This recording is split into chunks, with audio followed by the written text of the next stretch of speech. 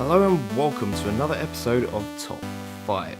This week we're looking at the top 5 minor features or quality of life features that were shown off in the recent Destiny 2 beta. Let's get serious, people. Starting off at number 5, we have the addition of subtitles for Lord Shaxx in the Crucible. As many of you will know, during PvP gameplay, Lord Shaxx shouts out various things to let you know how you, your teammates and the enemy are doing, as well as helping you keep track of how long is left in the game. Whilst nothing groundbreaking, it's a very useful feature, and now it's something those playing without volume or those who are hard of hearing are able to make use of. Now hold them together as one. Moving on to number 4, and we have the addition of health bars for ships. Ships have often been something you can attack in Destiny, but unlike all other enemies in the game, they previously lacked a health bar. But this has been updated, as we can see from the strike gameplay in the beta. Sometimes in Destiny 1, it's hard to gauge whether to focus on attacking a ship or the enemies coming from it. But as you can now see the health of the ship, it may make that call a lot easier. And just speculating here, but whilst taking the time to add ship health doesn't exactly take very long, the fact that they've bothered to do this could potentially signal that fighting ships is going to be a bigger feature in Destiny 2. In at number 3 is the addition of new critical hit spots on enemies.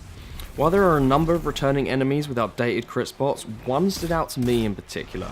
The Cabal Phalanx now has a crit spot right in the middle of its shield. Anyone who's played Destiny 1 will know that these guys can be a bit of a pain in the ass sometimes, but now a few bullets well aimed at the centre can disable that shield and make the Phalanx vulnerable. Whilst there is an argument it takes away some element of challenge, I think the Phalanx is such a minor enemy within the game, it's nice to have this frustration taken out. Your time spent paying attention to a battle should largely be on the mages, the ultras and the bosses.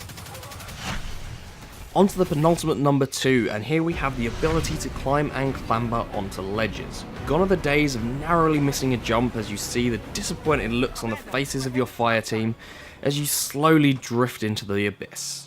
Now, in Destiny 2, if you narrowly miss a jump, you'll grab onto the ledge and pull yourself up. This feature also works in the new social space, the farm, which means when you're impatiently waiting for your fire team to pester Xur or flog their engrams to the Cryptarch, you can happily bounce around the farm, climbing onto roofs, and generally just messing around. For me, this is another very welcome addition, and it'll be an absolute godsend for the jumping puzzles we know that Destiny loves to throw our way. Can you imagine if this feature existed when you're doing the ships at King's Fall? And finally, my number 1 quality of life improvement from the beta, and it's the improved UI elements, the user interface, the thing that we look at day in day out in Destiny. Now, the Destiny 2 UI looks pretty much the same as the original, and that's not a bad thing, it's a good looking UI. But there have been a few small tweaks in its functionality that I am really happy to see. Firstly is the ability to scroll to the second page of your character screen using the D-pad. Instead of having to navigate to the bottom left of the screen and press the button, now you can just press the D-pad and it makes it so much quicker just to get down to that second page and check on your Sparrow or your ship. And another reason that the UI is my number 1 point is partly based off of speculation. Destiny loves getting you to hold a button in order to do something, whether that be dismantling an item, deleting a bounty, deploying your ghost, or leaving a fire team. But in Destiny 2's beta, we can see that the amount of time it takes to deploy your ghost has been halved. This is a really nice change, it makes things a bit snappier and it means you can get on with the story a lot quicker. And the fact that they've halved this time has shown that they're willing to address those timings. Now, we can see that to dismantle an item or to leave a fire team, the timings between Destiny 1 and 2 are actually exactly the same. Which is a little bit of a shame, I'd like to see them sped up a little bit, but the one that really gets me, the one that really irks me is the amount of time it takes to delete a bounty. In Destiny 1 it takes so long, it actually takes longer than it does to delete your entire character. That's some flawed logic right there. I don't know why they would do that, and yes, this is speculation, but the fact that they've readjusted some of these timings, they could do this for bounties as well.